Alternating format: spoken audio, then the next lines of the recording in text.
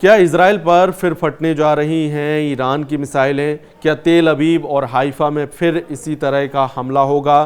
क्या ईरान की मिसाइलों के आगे फिर ठह जाएगा इजराइल का डिफेंस सिस्टम?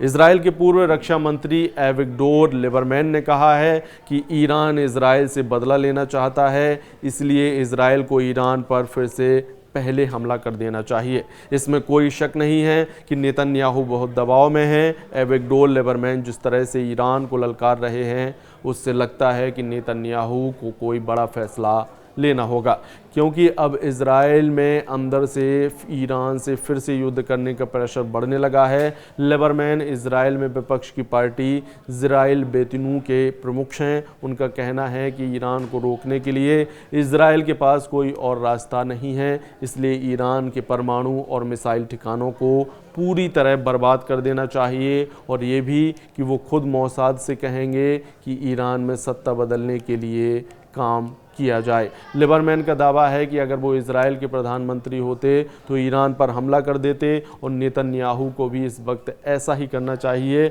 वैसे 13 जून को ईरान पर हमला करके नेतन्याहू ने यही करने की कोशिश की थी, और वो अपने मिशन में पूरी तरह फेल साबित हुए हैं। लेकिन लिबरमैन जिस तरह से नेतन्याहू को युद्ध के लिए उकसा रहे हैं, उससे साफ है कि ईरान और इजराइल के बीच बहुत खतरनाक युद्ध का खतरा फिर मंडराने लगा है। लेकिन अभी इजराइल के विपक्ष में हैं, यानी नेतन्याहू के विरोधी हैं, लेकिन अब उनकी बातों में ईरान को लेकर जो वार्निंग है वो बार बार बता रही है कि इजराइल और ईरान के बीच अभी युद्ध खत्म नहीं हुआ है, यानी ये सीज फायर किसी भी वक्त टूट सकता है।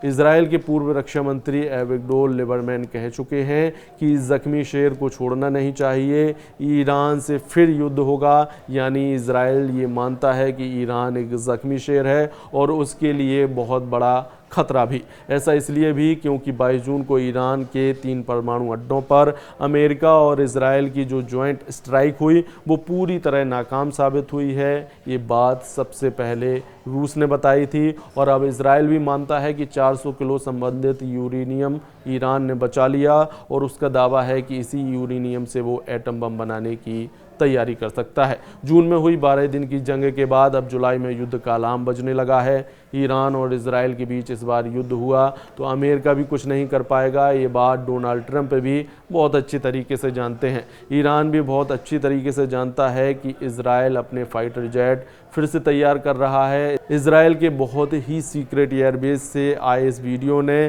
तेहरान से लेकर मॉस्को और बीजिंग से लेकर दुनिया के तमाम हिस्सों में अलर्ट जारी कर दिया है। खबर पक्की बताई जा रही है, क्योंकि पश्चिम एशिया में नया खौफ बहुत बड़े सवाल के साथ पैर पसार रहा है।